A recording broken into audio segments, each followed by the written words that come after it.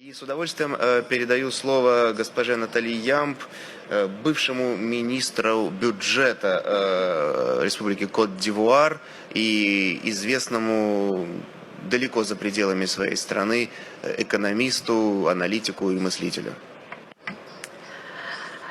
Je souhaite en premier lieu remercier les autorités russes et la Team Afrique pour m'avoir permis de venir exprimer mon point de vue, celui de mon parti et celui du professeur Mamadou Koulibaly, candidat à l'élection présidentielle de 2020 en Côte d'Ivoire, sur la souveraineté, sur les valeurs africaines, sur les urgences de développement en Afrique et le rôle que la Russie peut y jouer.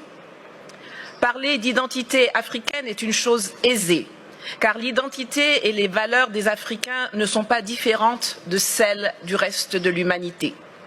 Nous avons les mêmes sentiments de solidarité, de compassion et les mêmes aspirations à la liberté, à la dignité, à la justice et à la propriété. Pourtant, force est de constater que, après l'esclavage, après la colonisation, après les pseudo-indépendances, on ne nous a reconnu que le droit d'être libre, mais seulement au sein de l'enclos français.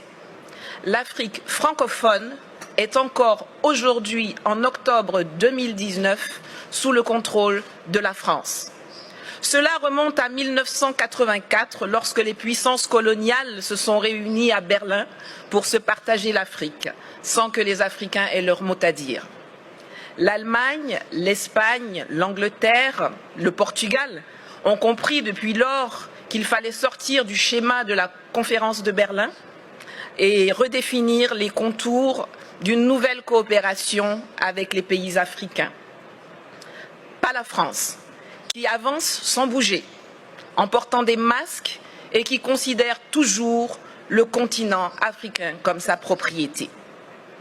Les peuples d'Afrique, et particulièrement la jeunesse, revendiquent pourtant avec de plus en plus de vigueur leur besoin de démocratie, leur droit à l'autodétermination,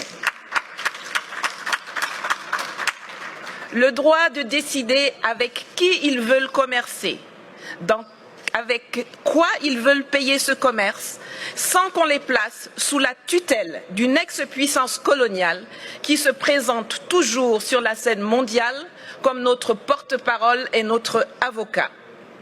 Nous voulons sortir du franc CFA, que Paris, avec la complicité de ses laquais africains, veut pérenniser sous l'appellation ECO, et qui ne permet aucune industrialisation de l'Afrique francophone.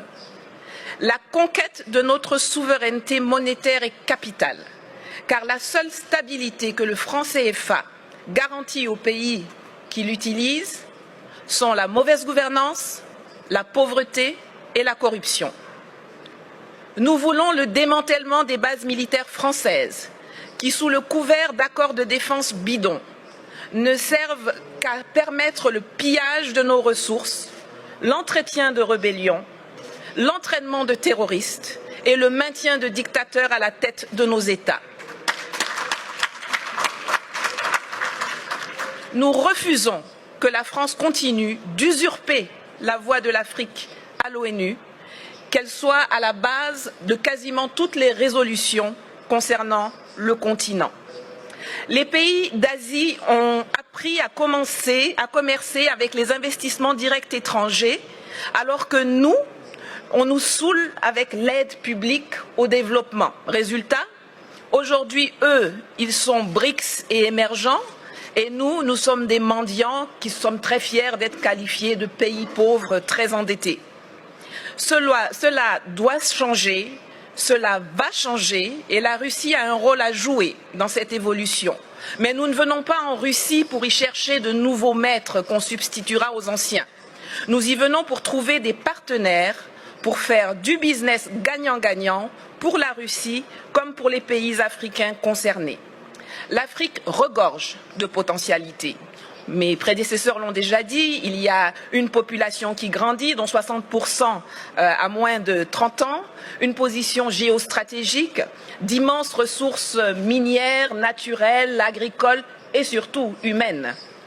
Sur le plan militaire, la présence de la Russie, qui n'y a pas de tradition coloniale, peut permettre de rééquilibrer les choses dans les pays francophones. Et je crois que l'exemple centrafricain dont Madame la ministre de la Défense pourrait mieux nous entretenir est l'un des plus parlants.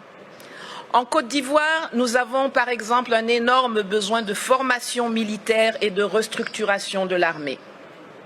Sur le plan économique, la promesse de Sochi doit être celle de la rupture avec le huis clos actuel appauvrissant où la France semble avoir verrouillé les domaines de l'eau, de l'électricité, des routes, des ponts, des ports, par des monopoles protégés par les gouvernements respectifs ou par des passations de marché de gré à gré sans appel d'offres, pour que nous puissions enfin nous diriger vers une ouverture de l'économie à tous, notamment aux industries et entreprises russes, dans les secteurs agricoles, miniers, énergétiques, de la transformation industrielle, de l'éducation, de la formation, il y en a plein.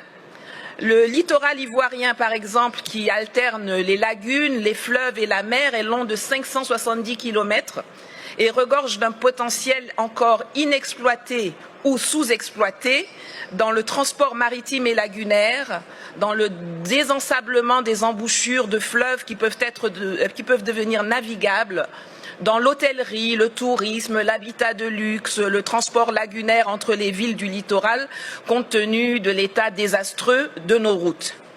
Enfin, sur le plan politique et diplomatique, le monde et la Russie doivent cesser de nous voir à travers les lunettes déformantes du storytelling méprisant, mensonger et négationniste de la France, qui nous assujettit. L'Afrique n'a pas besoin de tuteurs à l'ONU, l'Afrique n'a pas non plus besoin de nouveaux propriétaires, mais la Russie y a sa place comme un partenaire dans une logique de Commonwealth, d'enrichissement partagé, de collaboration vivifiante et innovante entre les secteurs privés respectifs. Le monde bouge, les lignes évoluent. L'année prochaine, 2020, est celle d'élections présidentielles au Togo, au Burkina Faso, au Niger, en Centrafrique, en Guinée et en Côte d'Ivoire, pour ne parler que de l'Afrique francophone. Espérons que celles-ci verront l'arrivée au pouvoir de dirigeants réellement choisis par les peuples, qui privilégieront enfin l'ouverture sur le monde et de nouvelles et innovantes opportunités d'affaires à l'asservissement bête et stupide aux colons d'hier et d'aujourd'hui. Je vous remercie. Спасибо. Я хочу отдельно отметить, поскольку в зале находятся иностранные журналисты, французские, американские, что одна из главных традиций мероприятий, которые проходят в нашей стране и в частности здесь, это полная свобода, открытость, отсутствие цензуры, и спикеры свои выступления не согласовывали, поэтому здесь можно насладиться настоящей свободой слова. Я это говорю как журналист, потому что знаю, какие бывают с этим проблемы в странах далеко за пределами России. Здесь вы видите полную палитру ярких красок и соответствующих заявлений, но я точно могу согласиться с госпожой Ямб в том, что у России действительно, как она отметила, нет никакого негативного, такого колониального опыта взаимоотношений с африканскими государствами. Мы единственная мировая держава, которая ничем себя не запятнала за многие-многие годы сотрудничества с странами африканского континента. В этом, конечно, наше конкурентное преимущество.